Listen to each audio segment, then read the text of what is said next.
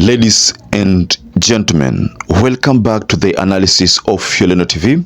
I hope you're well from wherever you're watching this channel. I'm telling you that the relationship between UDA and ODM is not rosy anymore. And this is explained by something that also happened. You know, we all know that a day before yesterday, ODM had a presser and made it known to the public that it's not going to be business as usual.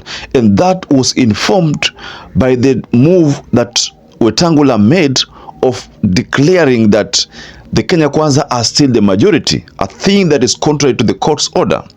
So guess what?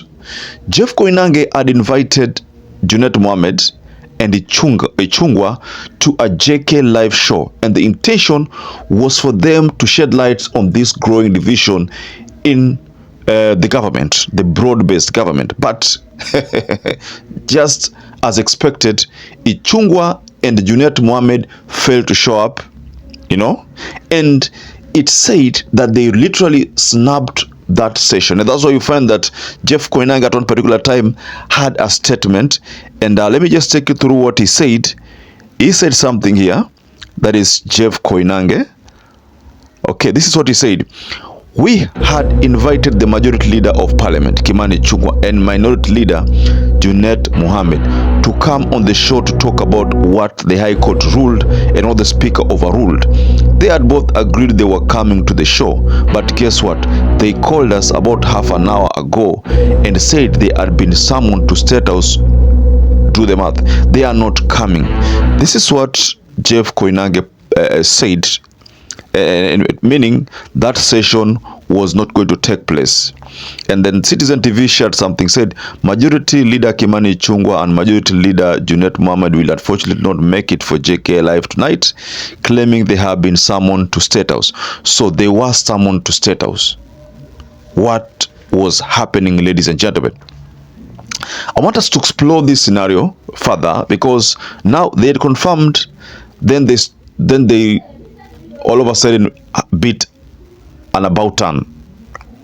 Did it mean that Ruto knew that if these people went live, they would expose things which would have put the government, would have made the government a laughing stock? Would that be the case? Before I explore this analysis further, ladies and gentlemen, kindly like this video. I've discovered that many of you good viewers watch our video, but you forget to like. Please like, and also don't forget to subscribe, because that is the only way our channel grows. To existing subscribers, thank you so much for your support. This statement from JK Live leads us to one question.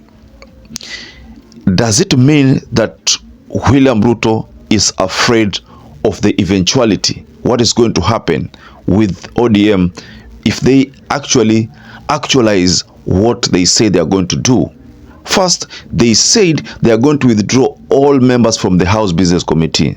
Then they said it is not going to be business as usual. And let me tell you something, the government is heading towards a budget unveiling time, whereby we saw John Mbadi going to the streets, going to Bunge to talk to Kenyans and get Kenyans' perception. It's unlike the way it's always been done, whereby there is public participation. People just go there, have meetings, you know, with the people, business community, alafu wanakuja wanaamua vitu zingine, then the local mwananchi doesn't have an input into the process. So this time around, John Mbadi took a different approach, engaging people through bunges.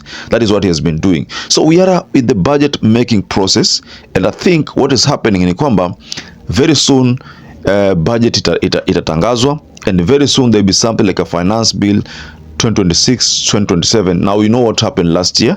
So Ruto is afraid of what happened last year. Should it happen this year, things are not going to work for him, because last year a little bit we tension ilikuwa noticed because Gachagua was still with him, but this time around Gachagua is not with him. So what we are going to be confronted with is a scenario where things will be messy. And let me use the word smelly, just like Junet had pronounced. So let's get back to Junet and ICHUNGWA skipping JK Live. And we are told that they were summoned at State House. Now, in a separate video, we did an analysis on some members of parliament and like Omuchomba, some senators allied to Rigathi Gachagua who are facing the axe. They are being removed from the House business committees, the relevant committees they share. Wanatolewa. Why?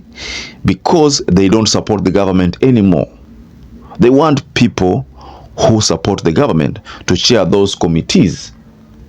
So that is what is happening. And looking at this, all of them, these are people who came from the ruling coalition, the Kenya Kwanza. So by the virtue of the fact that they are majority, wao walipewa hizo slots. So those slots, they are going to be replaced and given to friendly members of parliament.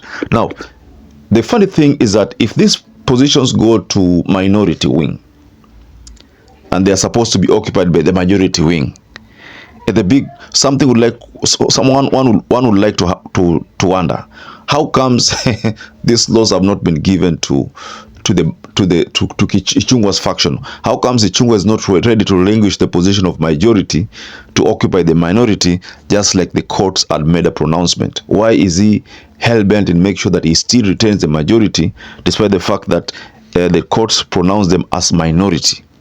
And why did Wetangula decline? What is Wetangula afraid of? Let's not talk much about that, because these details are going to come out slowly by slowly. But on this analysis, ladies and gentlemen, the snub is our biggest concern. What did William Ruto discuss with the minority and the majority in State House? Why did Junet Mohammed go to State House if he's not happy with the goings? Why did he just stay away from that meeting and let ICHUNGWA only be the person going there, so that a crisis is felt, assuming he responded to William Ruto's call? Picture this. Junet has attended the JK Live, and KIMANI ICHUNGWA has also attended the JK Live. Most likely, Junet was going to proclaim that he is the majority. But again, ICHUNGWA was going to maintain that he is the majority and that Junet is the minority. But then legally, what the courts have pronounced is supposed to be the other way around, whereby ICHUNGWA is the minority, but Junet is the majority. So this would have been a very, very strange scenario. So the best thing for ICHUNGWA was to avoid it. So I'm thinking that the first person who could have avoided that meeting is ICHUNGWA. And then Junet realized that ICHUNGWA is not going to show up. Why should I show up? I'm not going to show up there. Maybe Junet would have been so enthusiastic going to this show, JK Live show, because he wanted to shed more light on the predicament that they find themselves in. But ICHUNGWA would have opted not to, because yeye ingembidi aseme koti haijui. Na kusema koti haijui ingemweka katika hali nyingine mbaya. Na Junet angesema kwamba koti iko right. So unapata kwamba hizi statement zingegonganisha judiciary na parliament, because of the likely pronouncement that would have come from ICHUNGWA.